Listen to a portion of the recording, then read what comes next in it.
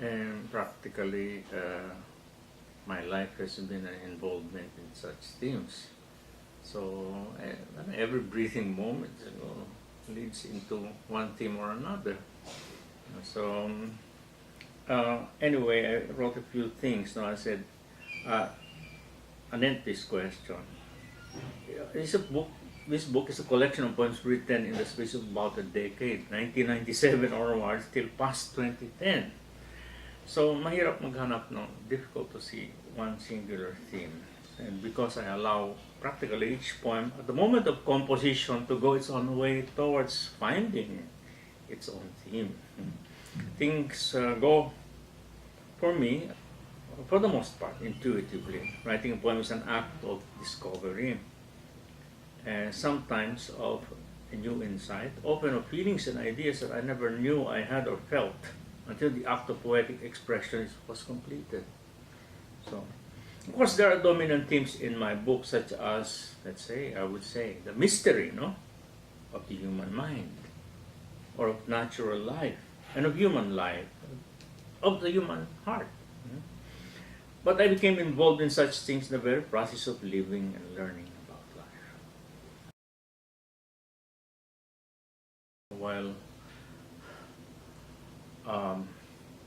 I would say that what they don't know is that I'm actually accessible.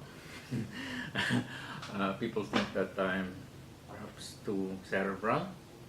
No, I am involved with the human heart. I cannot think of writing a poem without being involved emotionally with it. Well, as a book, of course, it's just the entire attempt is to, put together all of these poems.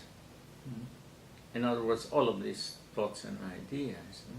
Of course, of general themes, because I do sort of follow certain themes, no matter how intuitively.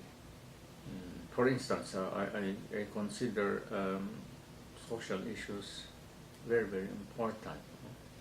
The psychology of the human mind, including the psychology of criminals.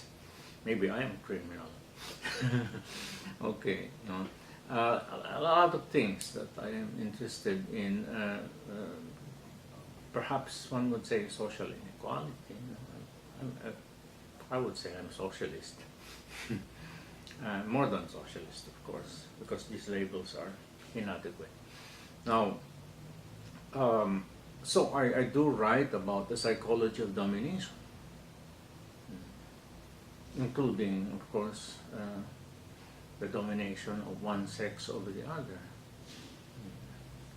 Perhaps that's the reason why the title has to do with the natural world, but that includes us. Snail Fever. This is a poem about that's almost human. Okay, including the psychology of human domination and everything else, including sexuality. And of course, the multitudinous possibilities of sexuality itself. Okay, now this has to do, this poem goes back to the epic, the previous book I wrote called Womb of Water, Breasts of Earth, which is about the psychology of machismo. And it's of human sexuality as it becomes the engine for civilization and the destruction itself of civilization, etc. Lots of things. Now, anyway, these themes, But of course, I'm quite interested in phenomena.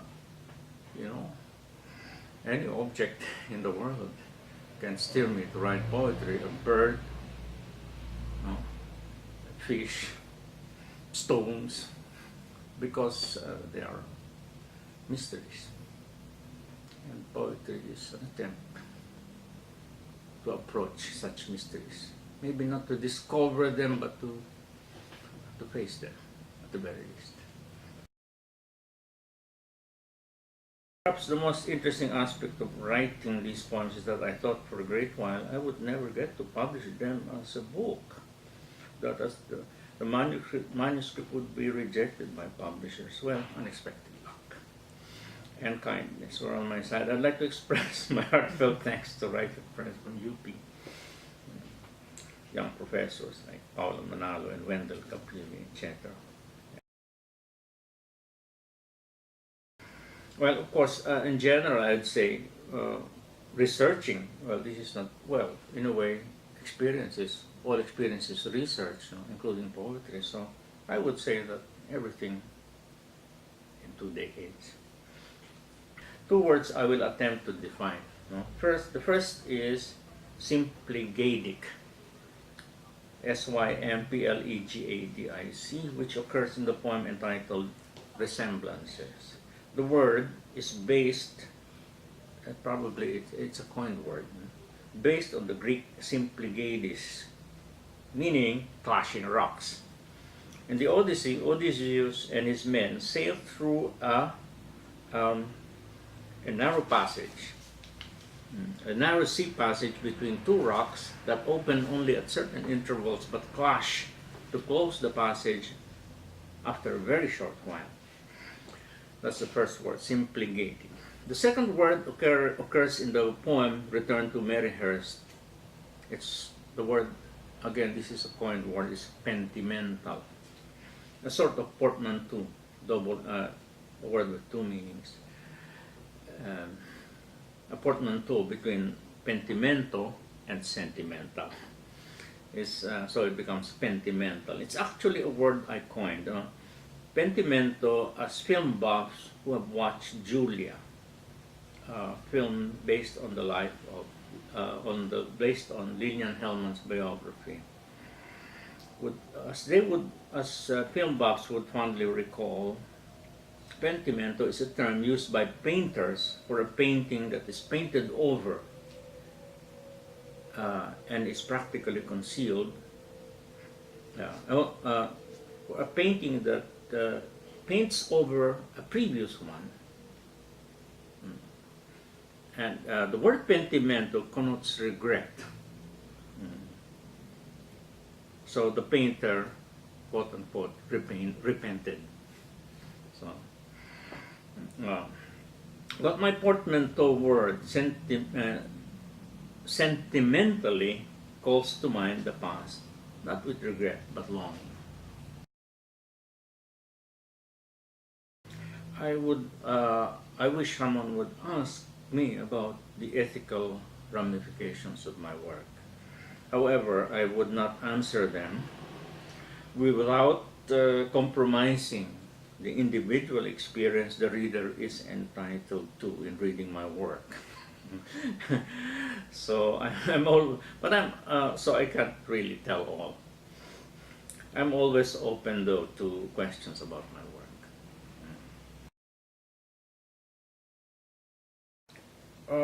On human domination and human psychology, it would be best to go over Freud and Jung, perhaps.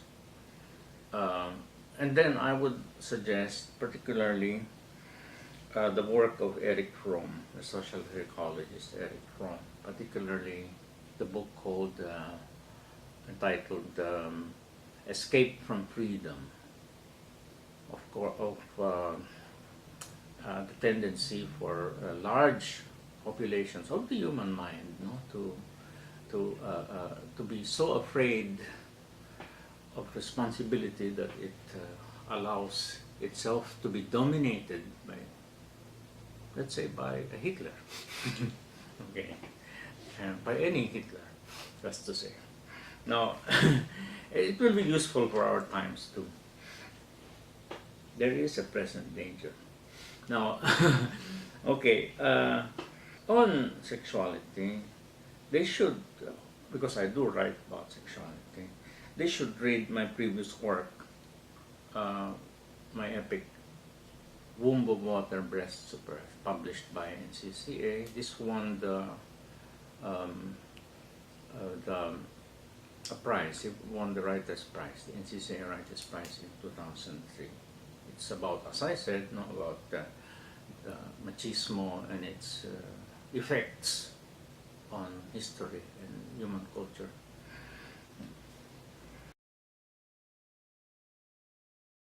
I think no, there would be a greater appreciation for literature from the regions.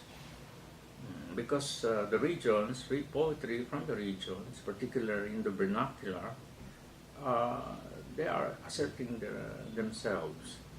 And a new vernacular literature is emerging. I hope someday I would be credited for stimulating that in my own small way. Because I have written poetry in the vernacular. Okay. Well, in the Philippines, greater objective criticism, I take them seriously. I take criticism seriously if it helps me write. No, I'm sorry, I'm ancient in that sense. It's all a question of how much you produce. You know, digital publishing, you know, is capable of a lot more publishing than the usual. So there's a lot more that's going to be produced if there's going to be profit. But you know, the more the merrier. Although, of course, you know, there should be some kind of regulating, not body, but mentality, perhaps.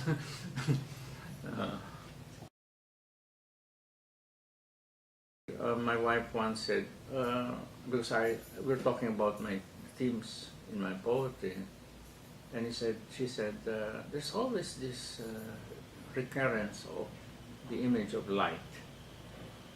Maybe you are a poet of light. I said, I wish I were. I wish I were. I'm usually in the dark. So anyway, so well, maybe to prove her point, I'll read a poem called Homage to the Star Masters. When God said, "Let there be light," it must have been as though he had spoken in a language no less than that of light. The act, the deed itself, proclaimed the truth beyond mere articulation. Light was medium, message, deed. It appears we can no longer deny what the ancients said about the stars and ourselves, knowing as we do now that their rays reach us, and subtly, but nevertheless like strings, pull tight or loose. We are no less than the emblems we have made of them out in the night sky. Every joint in our bodies is tinctured with a flash of starlight. How else could our bones hold together if not properly constellated? Flesh burns, blood boils, only by the grace of the nearest star.